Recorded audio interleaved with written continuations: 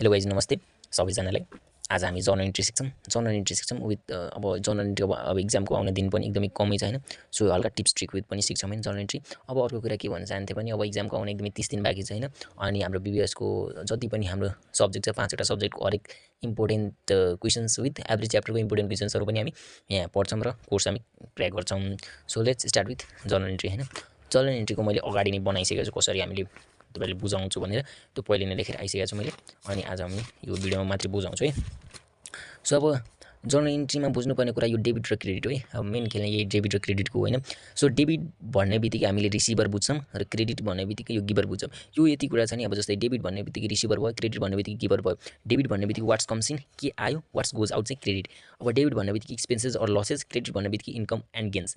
Means basically बुझ्दाखेरि अब हामीले नर्मली भन्छौँ जे जति आयो चाहिँ डेबिटमा, जे जति गयो चाहिँ क्रेडिटमा। यो जुन तिनवटा कुरा छन् एकदमै बुझ्नै पर्ने हुन्छ। यो चाहिँ बुझेन भने जर्नल इन्ट्री चाहिँ बन्दैन है। सो हामीले जर्नल इन्ट्रीमा चाहिँ ट्रान्जेक्सन्सहरू दिएको हुन्छ, त्यसलाई चाहिँ हामी जर्नल इन्ट्री बनाउनु पर्ने हुन्छ है। सो हामी त्यो धेरै जसो प्रायः क्वेसनमा चाहिँ हाम्रो फर्स्टमा started business with cash, bank, furniture, this that दिएको हुन्छ। सो हामीले यसको धेरै केसेसहरू छ, तर मैले एकदमै इम्पोर्टेन्ट केसेसहरू म यहाँ एकदमै डिस्कस गर्नेछु है। सो स्टार्टेड बिजनेसमा के भन्न सक्छौँ हामीले, क्यास दिन सक्छौँ, ब्याङ्क दिन सक्छौँ, पर्चेस दिन सक्छौँ, मेसिनरी दिन सक्छौँ, फर्निचर दिन सक्छौँ। जे जति दियो भने चाहिँ डेबिटमा आयो होइन।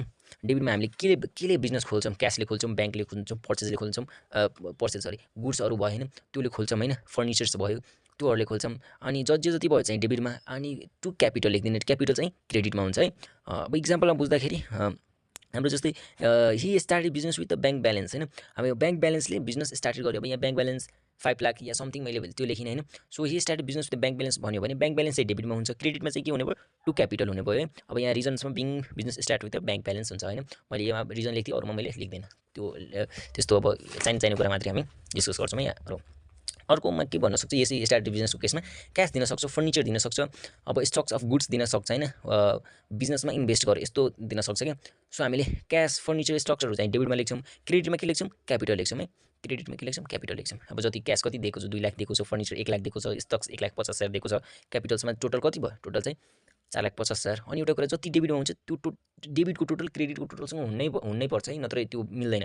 अब अर्को इम्पोर्टेन्ट केस के आउन सक्छ, ड्रइङको केस आउन सक्छ, ड्रइङ विथड्र अफ क्यापिटल्स। अब हामी ड्र गर्दाखेरि ड्रइङ भनेको के हो, हामी कुनै पनि बिजनेसबाट, हाम्रो आफ्नो बिजनेसबाट हामीले आफ्नो केही सामानहरू निकाल्छौँ नि, पैसा निकाल्न सक्छौँ, गुड्स निकाल्न सक्छौँ होइन, निकाल्छौँ, त्यसलाई चाहिँ हामी ड्रइङ भन्छौँ। हामी यो बाहेक त के निकाल्दैनौँ नि, क्यासै गुड्स निकाल्छौँ धेरै जस्तो। अब क्यास निकाल्यो भने ड्रइङको केसमा के याद राख्नु, ड्रइङ आउने बित्तिकै ड्रइङ डेबिटमा हुन्छ है। ड्रइङ डेबिटमा भइसकेपछि हामी के निकाल्यो, क्यास निकालेपछि क्यास क्रेडिटमा भयो। अनि गुड्स निकालेपछि हामी गुड्स लेख्दैनौँ है, नर्मल गुड्समा हामी चाहिँ पर्चेस लेख्छौँ।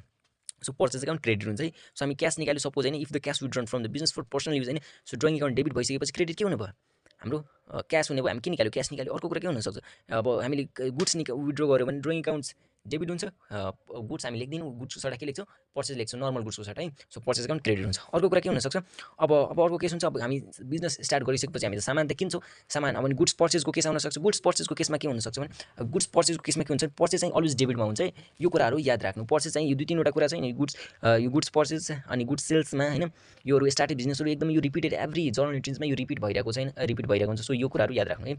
सो अब गुड्स पर्चेसको केस आउन सक्छ। गुड्स पर्चेस गर्दाखेरि हामी सामान कि त हामी क्यासमा किन्छौँ, कि त क्रेडिटमा किन्छौँ, या क्यास एन्ड क्रेडिट हामीले आधी पैसा तिरेर आधी बाँकी या समथिङ पैसा तिरेर बाँकी पनि राख्न सक्छौँ नि त। सो 3टा केस हुन सक्छ। जब हामी गुड्स पर्चेस क्यासमा किनिसकेपछि हाम्रो क्यास पर्चेस डेबिट भयो। अब हामी के भन्नु, गुड्स जब हामी गुड्समा गुड्स लेख्दैन भने, किन नर्मल गुड्समा हामी नर्मल गुड्सको सट्टा पर्चेस लेख्छौँ।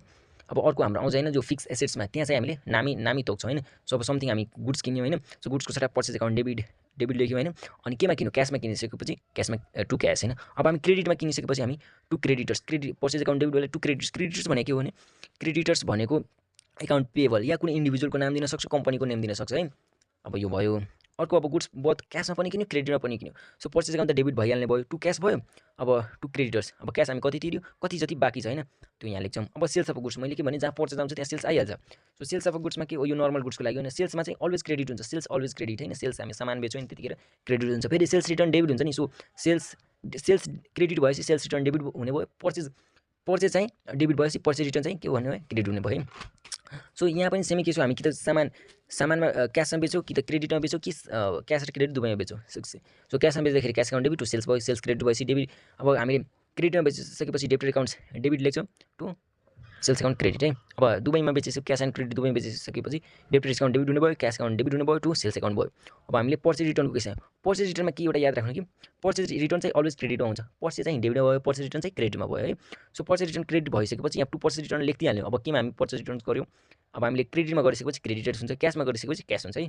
पर्चेज रिटर्न के हुने क्रेडिट नै हुने भयो। अब सेल्समा चाहिँ अब सेल्स अब यहाँ अब दुबई भएपछि मिन्स क्यासमा पनि गऱ्यौँ, क्रेडिटमा पनि गऱ्यो, अनि क्यास एकाउन्ट डेबिट हुन्छ, क्रेडिट एकाउन्ट डेबिट हुन्छ टु पर्चेज एकाउन्ट क्रेडिट हुन्छ, किनभने पर्चेज रिटर्न्स अलवेज क्रेडिट हुन्छ। अब चाहिँ सेल्स रिटर्नको कुरा गऱ्यो भने सेल्स रिटर्नमा के हुन्छ भने sales return always debit, sales चाहिँ क्रेडिट भयो तर सेल्स रिटर्न चाहिँ डेबिट हुने भयो होइन। सो अब क्रेडिट अब हामीले सेल्स रिटर्न डेबिट हुने भइसकेपछि सेल्स रिटर्न डेबिट हामीले क्रेडिटमा बेचिसकेपछि टु डेबिटर्स भइहाल्यो होइन। अब क्यासमा रिटर्न गरिसकेपछि सेल्स रिटर्न चाहिँ डेबिट भइसकेपछि क्रेडिटमा के हुन्छ क्यास हुन्छ होइन, टु क्यास एकाउन्ट्स। अब चाहिँ हामी कुरा गरौँ फिक्स एसेटको। अब फिक्स एसेट्स भनेको के भने सर्टली बुझ्दाखेरि त्यस्तो एसेट्सहरू हामी किन्छौँ जुन चाहिँ लङ टर्म्सको लागि युज होस्, जस्तै ल्यान्ड एन्ड बिल्डिङ्स भयो होइन, ल्यान्ड एन्ड बिल्डिङ्स अझै के हुनसक्छ कम्प्युटर्स भयो, मेसिनरिज भयो होइन, भेहिकल्सहरू भयो, त्यो चाहिँ फिक्स एसेट्स हो होइन। सो फिक्स एसेटमा चाहिँ हामी गुड्समा चाहिँ पर्चेज लेख्थ्यौँ नि, यहाँ चाहिँ गुड्समा पर्चेज, यहाँ चाहिँ त्यस्तो पर्चेज लेख्दैन, यहाँ चाहिँ फिक्स एसेटमा फिक्स एसेटको नाम नै लेख्छु। जस्तै मेसिन्स हामी किन्छौँ होइन, मेसिन्स केमा किन्यो क्यासमा किनिसकेपछि machines account debit to cash account. अब जस्तै बिल्डिङ किन्यो, बिल्डिङ चाहिँ क्रेडिटमा किन्यो, building account debit to creditors to creditors account credits.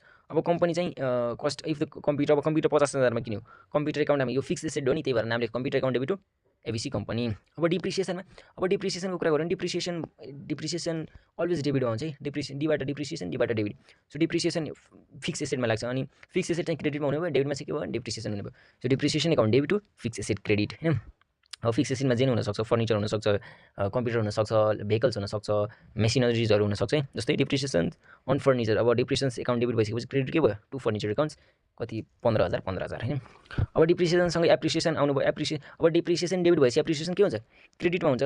So fix एसेटको नाम लेख्ने, fix account debit to appreciation credits. अब अर्को के हुन्छ क्यास डिपोजिटेड इन्टु ब्याङ्क्स। हाम्रो यो पनि आउँछ क्यास ब्याङ्कवाला केस एकदमै आइरहन्छ। हामी क्यास कि त ब्याङ्कमा हाल्छौँ या क्यास निकाल्छौँ होइन। जब हामी क्यास ब्याङ्कमा हाल्छौँ भने ब्याङ्कको पैसा चाहिँ बढ्यो होइन, त्यतिखेर के हुन्छ ब्याङ्क एकाउन्ट डेबिट हुन्छ, क्यास एकाउन्ट क्रेडिट हुन्छ। अब जब हामी क्यास विथड्र गऱ्यो भने क्यास हामीसँग के आयो क्यास आयो, क्यास डेबिट भयो, क्रेडिट के भयो ब्याङ्क भयो।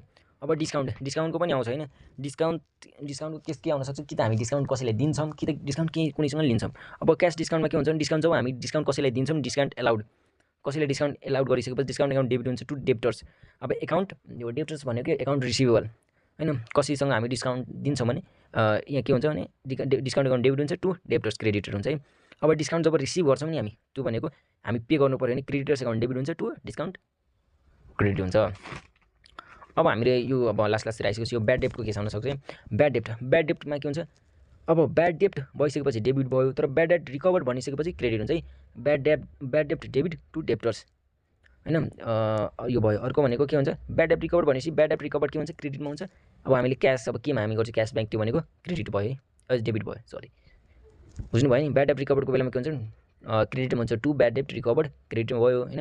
अब ब्याड डेप्ट रिकभर्ड भनेको मिन्स बुझ्दाखेरि भन्नु यो क्यास एकाउन्ट अब हामीले केमा कारोबार गर्यो त्यो चाहिँ यहाँ क्यास ब्याङ्क चाहिँ हुनसक्छ होइन। Cash account debit to bad डेप्ट रिकभर, यहाँ चाहिँ ब्याड डेप्ट डेबिट टु डेब्टर्स।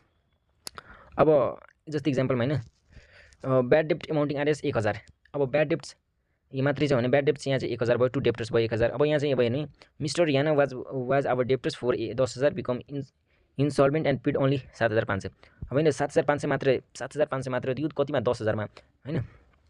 हामीले कति लिनुपर्ने थियो 10,000 होइन, मिस याना वाज क्यास एकाउन्ट कति क्यास हामीले कति पायो 7,500 पायौँ, ब्याड डेप्ट्स कति बच्यो 2500 बच्यो, टु याना भयो 10,000। अब यहाँ चाहिँ हामी त्यो अर्को केस के गऱ्यौँ भने ब्याड डेप्ट रिकभर वाला गरौँ है। Amounting R S 5,000 received which was previously return of as a bad debts, हाम्रो ब्याड डेप्ट यो रिकभर भयो। अब यो कति रिकभर भयो क्यास एकाउन्ट 5,000 रिकभर भयो। अब यो केसमा के भयो भने जब यो अब 5,000 चाहिँ हाम्रो जुन ब्याड डेप्ट थियो त्यो चाहिँ रिकभर भयो। अब यहाँ क्यासमा रिसिभ भइसकेपछि क्यास एकाउन्ट चाहिँ डेबिट भयो, टु ब्याड डेप्ट एकाउन्ट रिकभर भनेको 5,000 भयो होइन, क्रेडिटमा भयो ब्याड डेप्ट रिकभर। अब यो लास्टमा अब हाम्रो पेडको केस आउन सक्छ, जस्तै हाम्रो अब स्यालेरी पेड भन्न सक्छ, रेन्ट पेड भन्न सक्छ, इन्ट्रेस्ट पेड भन्न सक्छ, कमिसन पेड भन्न सक्छ, जति पनि त्यस्तो पेडहरू डेबिटमा हुन्छ। अब त्यो हामी केमा रिसिभ गऱ्यो होइन, केमा पे गऱ्यौँ होइन, त्यो चाहिँ अब क्यासमा पे गरेपछि क्यासमा हुन्छ, क्रेडिटमा पे गरेपछि क्रेडिटमा हुन्छ होइन। अब हामी पे गऱ्यो रिसिभको पनि केस हुन्छ नि, अब जति पनि रिसिभ हुन्छ त्यो चाहिँ क्रेडिटमा होइन, क्रेडिट जस्तै हामी जति पनि रिसिभहरू क्रेडिटमा हुन्छ होइन। अब हामीले केमा रिसिभ गऱ्यो ब्याङ्कमा रिसिभ गऱ्यो या क्यासमा रिसिभ गऱ्यो, त्यो चाहिँ डेबिट हुन्छ। जस्तै हामीले क्यासमा रिसिभ भइसकेपछि क्यासमा रिसिभ जस्तै हामी स्यालेरी रिसिभ रेन्ट रिसिभ भन्यो भने अब रेन्ट रिसिभ हामी रेन्ट रिसिभ गरेपछि यो जस्तै टु रेन्ट रिसिभ हामी क्रेडिट हुन्छ। हामी केमा रिसिभ गर्यो क्यासमा रिसिभ गरेपछि क्यास एकाउन्ट डेबिट हुन्छ हैन, यो केस भयो। अब हामी नेक्स्ट भिडियोमा चाहिँ जति पनि जर्नल इन्ट्रीको हरेक सानोदेखि ठुलो जति इक्जाम्पल छ नि, एउटा जति पनि सानोदेखि एकदमै हार्डसम्म इजीदेखि हार्डसम्म त्यस्तो हामी एउटै क्वेसन्स बनाउँछौँ हैन। अनि त्यही क्वेसनलाई एकदम पुरै राम्ररी पढ्छौँ अनि त्यो भइसकेपछि हाम्रो जर्नल इन्ट्री सिद्धिन्छ हैन। अनि त्यसपछि हामी नेक्स्ट टपिकमा जाउँला। हस्, थ्याङ्क यू।